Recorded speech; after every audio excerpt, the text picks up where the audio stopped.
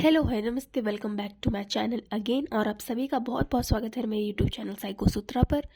आज हम स्टार्ट करने जा रहे हैं साइकोपैथोलॉजी, मनोविकार, या हम इसको एबनॉर्मल साइकोलॉजी भी कह सकते हैं, ठीक है, असामान्य मनोविज्ञान। चलिए स्टार्ट करते हैं। Psychopathology also called abnormal psychology, the study of mental disorders and unusual or maladaptive behaviors. An understanding of the genesis of mental disorders is critical to mental health professionals in psychology, psychiatry and other social works. क्या है इसका मतलब? Psychopathology को हम abnormal psychology के नाम से भी जानते हैं, ठीक है।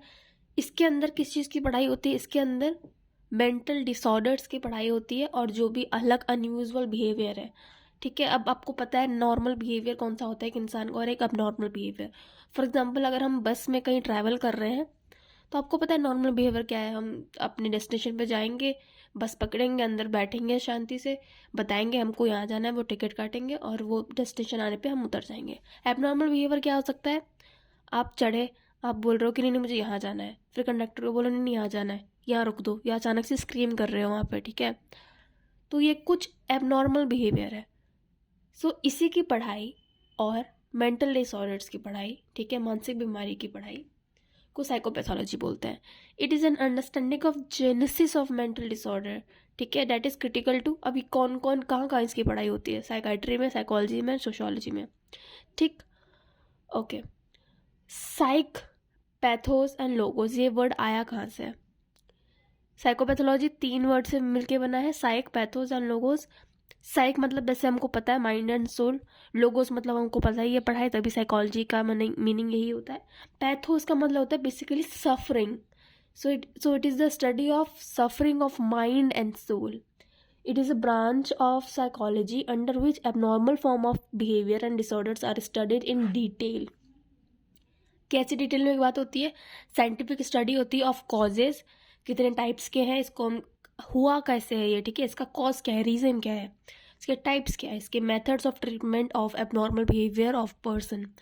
फॉर एग्जांपल बिहेवियर डिसऑर्डर्स है, मूड डिसऑर्डर्स है, ईटिंग डिसऑर्डर्स है, या पर्सनैलिटी डिसऑर्डर्स है। बिहेवियर, अब बिहेवियर क्या है और ये कैसे हम पता करेंगे कि ये बिहेवियर नॉर्मल है या अबनॉर्मल है? Behaviour that is deviant from societal norms.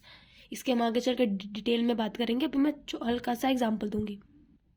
Deviant from societal norms, distressing to the individual और to close person, dysfunctional to everyday living and dangerous to self और others is called abnormal behaviour. Abnormal behaviour में देखो क्या क्या आता है। सबसे पहले जो हमारा व्यवहार होगा वो डेविएंट हो जाएगा। देखिए, सोसाइटी एक सर्टेन रूल फॉलो करती है कि वो एक्सपेक्ट करती है कि एक इंसान सोसाइटी में इसी तरीके से बिहेव करेगा। अगर वो उस हिसाब से बिहेव नहीं किया, इसका मतलब वो एबनॉर्मल बिहेवियर है, वो असम्मान, ठीक है, असामान्य व्यवहार कर रहा है वो व्यक्ति, ठीक है। फिर आता है डिस्ट्रेसिंग टू द इंडिविजुअल। कोई भी चीज़ है जो जिस चीज़ का वो टेंशन ले रखा है, ठीक है, या कोई बिहेवियर है, कोई थॉट है, वो उसको इतना स्ट्रेस है कि वो उसको फिजिकल दिख रहा है, ठीक है, तो वो डिस्ट्रेसिंग फील करवा रहा है इंडिविजुअल को भी, और जो आसपास वाले हैं वो भी परेशान कर रहे हैं। फिर आता है डिसफंक्शनल टू एवरीडे लाइफ। हम अपनी daily day to day life में जो भी एक्टिविटीज करते हैं हम वो भी नहीं कर पा रहे हैं, वो तक हमारा इफेक्ट हो रहा है, ठीक है, वो बिहेवियर से। And dangerous to self and others, like self harm और किसी और को हार्म पहुंचाना, इसी को कहते हैं एबनॉर्मल बिहेवियर। और इन्हीं की पढ़ाई को बोलते हैं एबनॉर्मल साइकोलॉजी, ठीक। Abnormal is simply means away from normal. अब 4 डीज होते हैं, ठीक है, 4 डीज होते हैं अब एबनॉर्मलिटी। 4 कैरेक्टरिस्टिक्स क्या होता है? डेवियंस, जैसे मैंने बताया, from societal norms. Distressing, can't cope up with emotions, anxiety and fear, जिससे हम खुद भी और हमारे आसपास जो भी क्लोज पर्सन है वो भी अफेक्ट होते हैं। Dysfunctional, can't carry out our daily activity properly, danger, self harm और टू अदर्स और सोसाइटी के। अब कुछ कॉजल फैक्टर्स हैं, जैसे हमने पढ़ा ऊपर की cause, types and methods, treatment पढ़ेंगे। पहला है कॉजेस। बायोलॉजिकल कॉजेस क्या हो सकते हैं? बायोलॉजिकल फैक्टर में आता है जेनेटिक्स हो सकते हैं, ठीक है, कि उसकी उनकी फैमिली में कोई जेनेटिक डिसऑर्डर पहले से है, ठीक है, मेंटल डिसऑर्डर वही इनहेरिट होकर बच्चे में आ गया है या होने के चांसेस हैं। हार्मोनल इम्बैलेंस हो सकता है, ठीक है, न्यूरो ट्रांसमीटर इम्बैलेंस हो सकता है, लाइक सेरोटोनिन का ज़्यादा कम होना, डोपामिन का ज़्यादा कम होना, ठीक है, गावा का ज़्यादा या कम होना, constitutional liabilities, complications at the time of birth, ये भी देखा जाता है कि बर्थ के टाइम पे वो बेबी प्री मैच्योर था, कि वेट ज़्यादा था, कि वेट कम था, and brain dysfunction. Psychological factors में आता है माइंड, बेसिकली जो पेरेंट चाइल्ड का जो रिलेशनशिप होता है, अटैचमेंट थ्योरी, अच्छा अटैचमेंट थ्योरी पे वीडियो आ चुका है बाउल्बी का, ठीक है, आप जाके देख सकते हैं, लिंक डिस्क्रिप्शन में है, बहुत सारे साइकोलॉजी के स्कूल्स का, for example theoretical approaches, abnormal psychology, general psychology, social psychology, relationship psychology, ऐसे काफ़ी अच्छे अच्छे टॉपिक्स मैंने ऑलरेडी बना रखे, साइकोलॉजिकल टेस्टिंग, पॉजिटिव साइकोलॉजी, सबका प्लेलिस्ट है, आप जाके वहाँ से पढ़ सकते हैं। Distorted thinking, psychodynamic perspective, behavioral perspective, early deprivation, trauma, inadequate parenting style, marital discord और maladaptive relation। साइकोलॉजिकल में बेसिकली ये आता है कि हमारे आसपास बचपन से, और जो मेन जो होता है वो होता है पेरेंट चाइल्ड का रिलेशनशिप कैसा है, निगलेक्टेड है कि लव्ड है कि अवॉइडेंट है, ठीक है, कि फेयरफुल है, उसके ऊपर बहुत डिपेंड करता है। फिर आता है behavioural factors, learning by association, operant learning and observation learning, link description में है बेसिकली, ठीक है, पूरा डिटेल वीडियो आप जाके देख सकते हैं। सोशियो कल्चरल फैक्टर्स, इसमें क्या क्या आता है, जेंडर, ठीक है, कि वुमेन है कि मैन है, वुमेन है तो डिप्रेशन में है, जा सकती है वो, ठीक है, मैन है तो वो एंटी सोशल या अग्रेसिव हो सकता है। इसमें अदर फैक्टर्स आते हैं लाइक डिस्क्रिमिनेशन, सोशल चेंजेस, ठीक है, वायलेंस, एज, इन्वायरमेंट पे भी फ़र्क करता है कि आप अर्बन एरियाज़ में आपका ग्रोन अप हुआ है या रूरल एरियाज़ में, ठीक है। अब देखते हैं basic definition of mental health. What is mental health, right? Mental health is a state of mind characterized by emotional well-being, good behavioral adjustment, relative freedom from anxiety and disabling symptoms, and a capacity to establish constructive relationship and the cope up with the ordinary demands and status of the life। ये है APA का, ठीक है।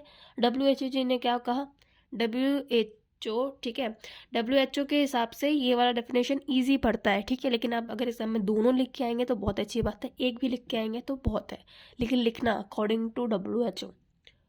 Mental health as a state of wellbeing in which individual realises his और her own abilities and potential to cope up with the normal stresses of the life and can work productively and fruitfully and able to make a contribution to his or her community।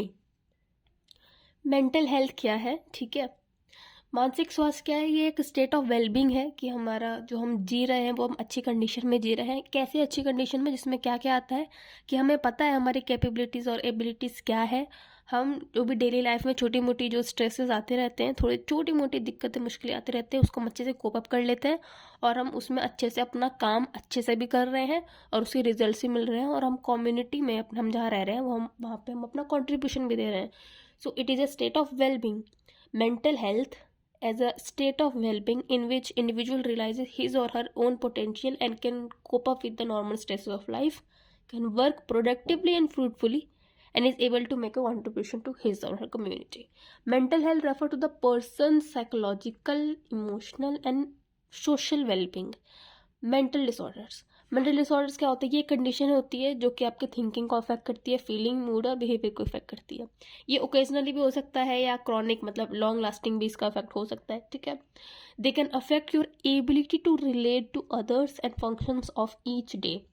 अब कुछ indicators होते हैं abnormality के, ठीक है, subjective distress, maladaptiveness, statistical deviancy, violation of the standards of society, social discomfort, irrationality and unpredictability and dangerousness. So ये हम next video में, एक सेपरेट वीडियो में, ये सातों इंडिकेटर्स ऑफ एबनॉर्मेलिटी विद जो भी 4 और थे, ठीक है, वो भी इन्हीं में आ जाएंगे, इन सबको डिस्कस करेंगे। So this was the introductory video of psychopathology. I hope आपको पसंद आया हो। प्लीज़ आप लोग वीडियो देख लेते हो, एग्ज़ाम दे आते हैं, ठीक है, और आप लोग इतना अगर देख रहे हैं यहाँ तक तो प्लीज़ आप लाइक कीजिए, ठीक है, क्योंकि मैंने देखा है मेरे स्टैटिस्टिक्स में इन प्रोफेशनल डैशबोर्ड कि यूट्यूब में दिखाता है कि अच्छा ये वीडियो लोगों को पसंद आया है, इतना गया है, लेकिन आप लाइक नहीं करते हो। सो प्लीज़ लाइक कॉमेंट करो, ठीक है। We also need motivation to teach you, या सो बहुत मेहनत लगती है। So keep studying, all the best for exams, thank you.